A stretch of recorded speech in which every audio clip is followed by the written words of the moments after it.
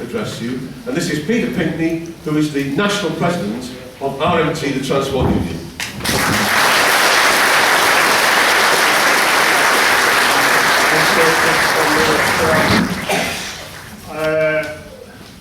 As an interesting comment, Dave, about the Labour Party shadow cabinet coming in on board, and I think one or two of them might be welcome, but most of them wouldn't be. I'll talk about the point of renationalisation more, I think, later on. And I agree with you, Dave, we certainly live in interesting times. We have the issues in Greece with Syriza. We have Podemos, that's interesting. We even have a leftish wing Pope making left-wing statements. And we've got a leader of the Labour Party that we can be proud of.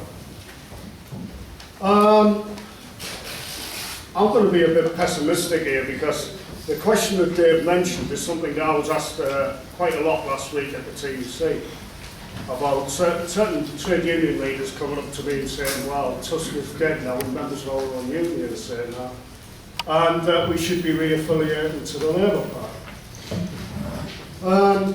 Well, let me assure you, as far as the RMT is concerned, TUSC isn't dead, and we are not reaffiliated to the Labour Party.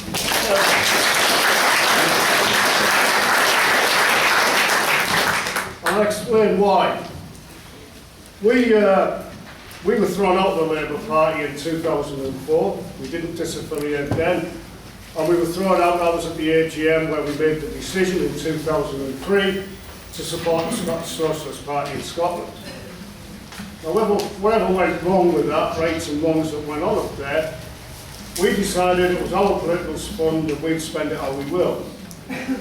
We were then told by the Labour Party General Secretary, it was a bit like high noon in 2004, either you stop paying them money or you're out. They give us till midnight. So we just sat there, and then we were disaffiliated by them, thrown out, expelled, call it what you will, which is a bit ironic, considering it was the forerunners of our union that formed that party, that made passed a resolution at TUC to form a party of Labour, not a Labour Party, a party of Labour to represent trade union workers across Britain. We then had a situation where we carried on sending money to the Labour Party, and let me assure you, a lot of them took it. In local areas, local elections, they took the money all right.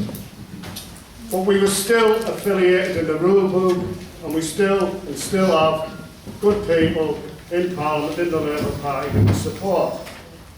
In 2014, a resolution came from the North West, originating, if I'm right, in Liverpool, as it would do, to disaffiliate. And we had our annual general meeting last year in Bristol, and it was unanimous to disaffiliate. And in my opinion, nothing has changed. And I'll give you examples of that. Apart from the fact that we're wiped out on their principles and policies in the last election, wiped out in Scotland by a party that, to me, the SNP, is still a tartan Tory party. We saw that recently in Karl Mack ferries and what they got up to with that. They talk big, but they don't talk the talk that we want them to. So we're in a position where we have a new leader, but we still have councils across Britain controlled by the right wing who will, as Dave said, enforce austerity cuts. My own area, up in Middlesbrough, 10 councillors were deselected earlier this year for being left-wing, if you like. They were probably about as left-wing as Roy Hatsley. But under the way the Labour Party's run at the moment, that is extreme left to them. It's wonderful that Jeremy's won. It's wonderful that John McDonnell, who both I know very well, are in the position that they are. They've still got people in their cabinet I want to give house room to. And I'd like to apologise for naming some of them, both the Eagles sisters and Hilary Benn. At last year's TUC in Liverpool, one of the Eagles sisters got up and all she talked about was her dad and his birthday and brought him on the stage, and it brought the house down. Not one word about trade union rights, not one word about anti-austerity, not one word about renationalisation, nothing.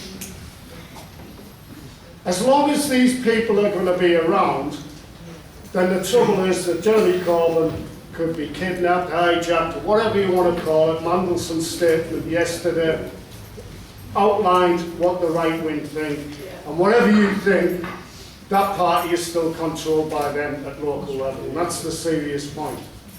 I want to support Jeremy. Our union will give Jeremy all the support he wants. Well, by the way, I disagree with him on several things. He's already said that he won't be taking an anti-EU stance, and his attitude towards the renationalisation of the railways isn't mine. Let the franchises run out, in my opinion, is not an option. We should take them back now.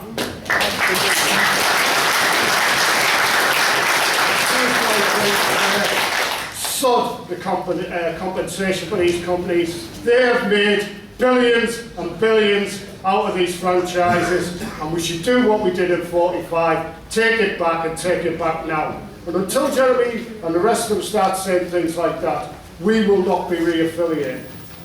On another issue, if we did re-affiliate, and by the way, that would take a special general meeting on next year's annual general meeting, and a lot of people in our union are demanding it now, what happens? That'll give the RMT an internal battle that we don't need. That's the last thing we need at the moment after the tragedies we've been through. We need to be going forward in unity. And secondly, what if we re-affiliate and in a year or two's time, Jeremy's ousted and they put some right-winger like Yvette Cooper in? Then what happens? Where does that leave us? So our attitude at the moment is we continue, as our AGM decision said, to support and be involved in TUSC and anti-austerity, and if you like, we wait and see on the Labour Party. Because we are facing some of the most difficult times that the workers in this country have ever seen. Last week at the TUC, it was my honour to move the resolution on a generalised strike. A resolution that the General Council objected to. I'd be worried if the General Council didn't object to an RMT resolution. And apart from a few of the bankers' unions, we won. Now the objection was to the word generalised, because Francis O'Grady stood up and said, we're not sure what the generalised means. Well, it can mean whatever you want it to mean. I know what I said last week, and I know what I think now. I know what I think it means. It means either a general strike or continued coordinated action between all the trade unions against the anti-trade union laws and against the austerity.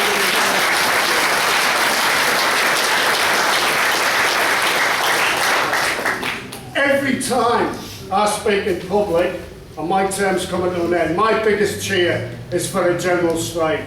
At May last year, everywhere I go, and I'm not talking about the trade union leaders of certain big unions who pay lip service to that. I'm talking about the people who matter, the rank and file of the trade unions, who want some action, who want to show that enough is enough. We must remember, comrades, that 76% of this country voted against this right-wing, vicious government that we've got. And we have to stand together in unity and fight them and fight together. Back Jeremy by all means, but get out there, work together, have demonstrations, have a general strike, go back to your workplaces and demand it, comrades. Thank you.